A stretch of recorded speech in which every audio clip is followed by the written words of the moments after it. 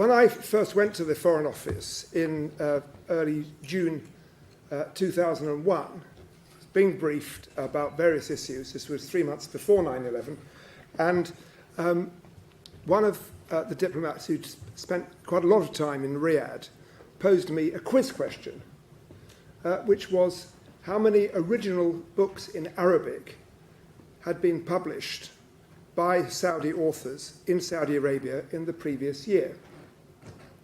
Now, I don't know exactly how accurate the answer was, but I do remember the answer, and of course I failed the quiz, which was, the answer was 23.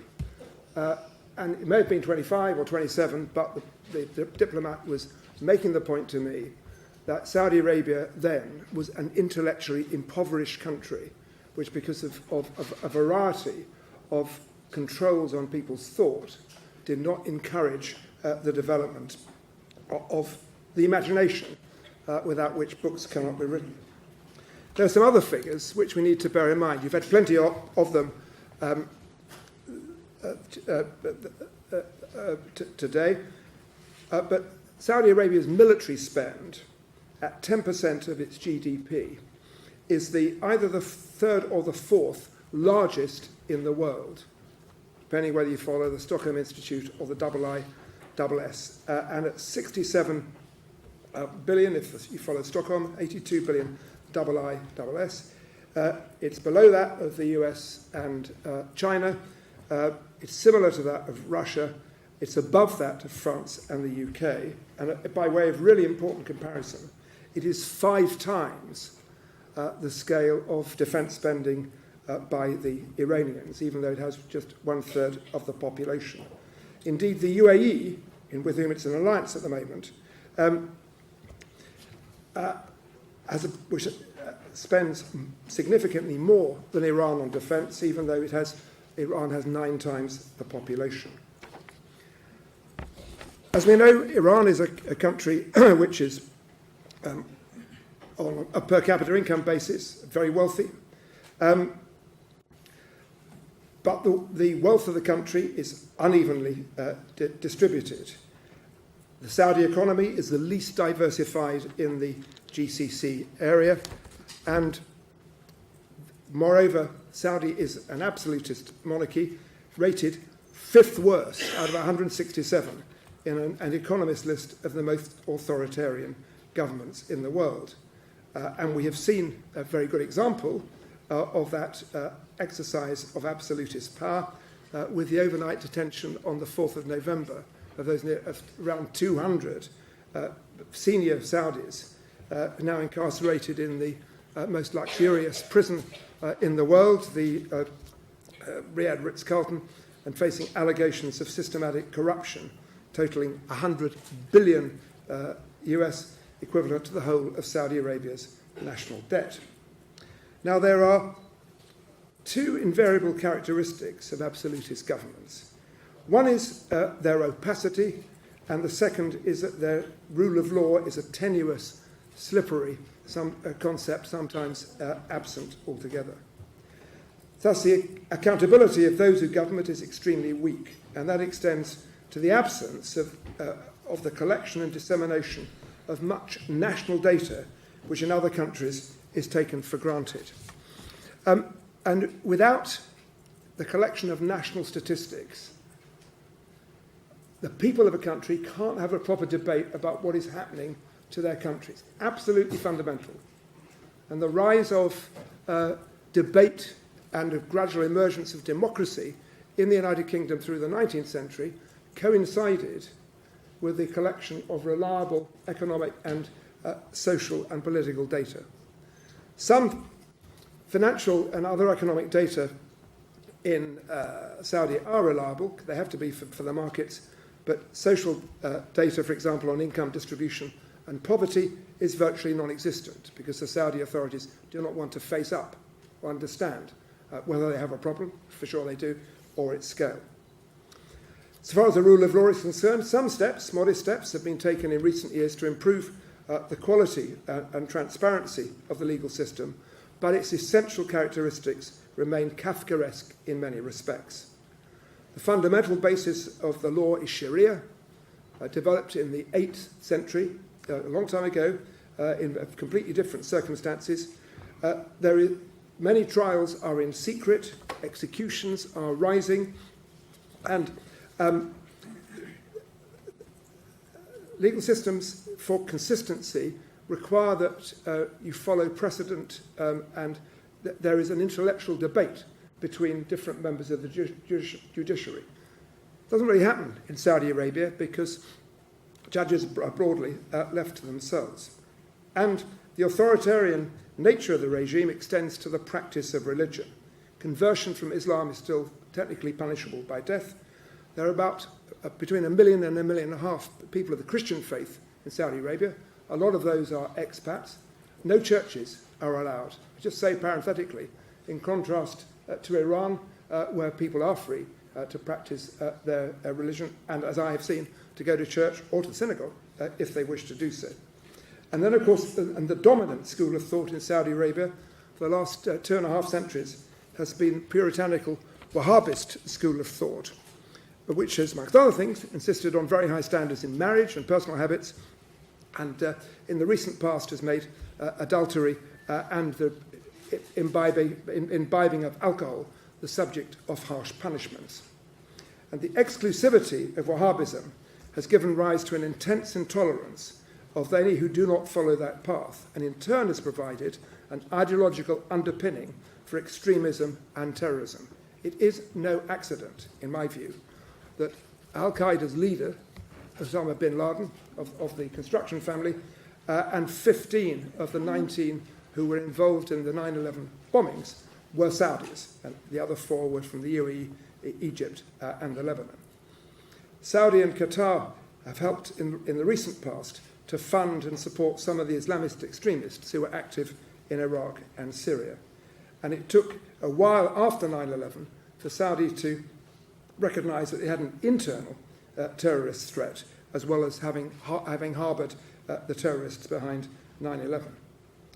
And on top of all of this, I describe that what you've got is a kind of weight of contradictions which impact on Saudi society. Some would say the weight of hypocrisy. I give you one just small example, which I think nonetheless is quite revealing. Shortly after, as I became Foreign Secretary, I faced the problem of the fact that there were 5 Brits who had been dealing in alcohol in Saudi Arabia. Now, if you go to Saudi Arabia, you shouldn't drink alcohol or trade in it. They've broken the law. Fair enough. But they were incarcerated in secret. It was impossible for a long time to get consular access. They thought they'd simply been interviewed by the police. It turned out they'd had a trial in secret. They were sentenced to long periods in prison. It took an immense diplomatic effort to get them released. But I kept being told alcohol is a very bad idea. A little later, I went to see a Saudi leading member of the royal family in his palace in Riyadh, and on the table was some of the finest red wine that I've ever tasted. And we can laugh about this, but that tells, I think, a serious parable about the double standards that face everybody. And everybody knows about this in Saudi society. Women kept in their place. Now, amazing to be allowed to drive. But deference to women, respect for women, is not an obvious characteristic of many rich Saudis when they get abroad. And according to the historian Michael Burley, who's just published an interesting new book, and it's quoted in the Times last Saturday, Saudi Arabia, which is not a large country, is the 7th largest user of internet porn sites after Pakistan. And these figures are significant as well, because they tell you something about what is really going on. Along with that, Saudi Arabia faces a problem which is actually common, I believe, across the Arab world and the Islamic world, which is of a reduction in the number of active believers in the Islamic faith, and certainly active worshippers.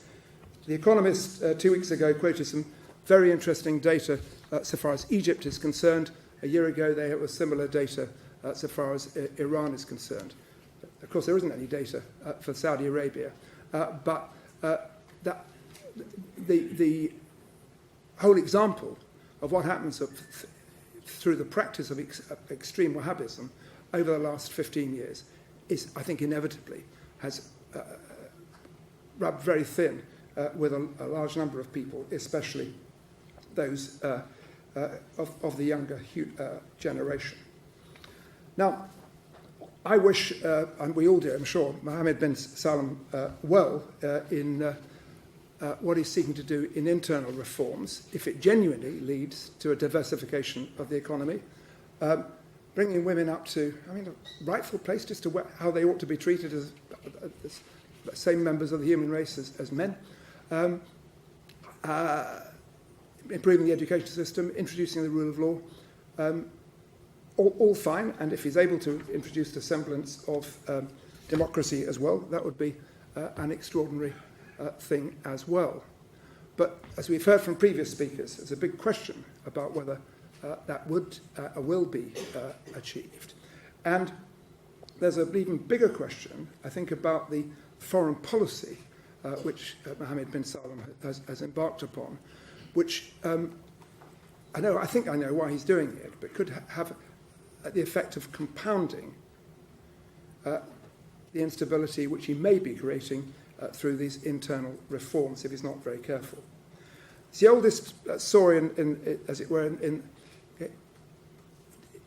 any government's book is to start an overseas conflict in order to draw attention away from internal problems and to provide a point of unity.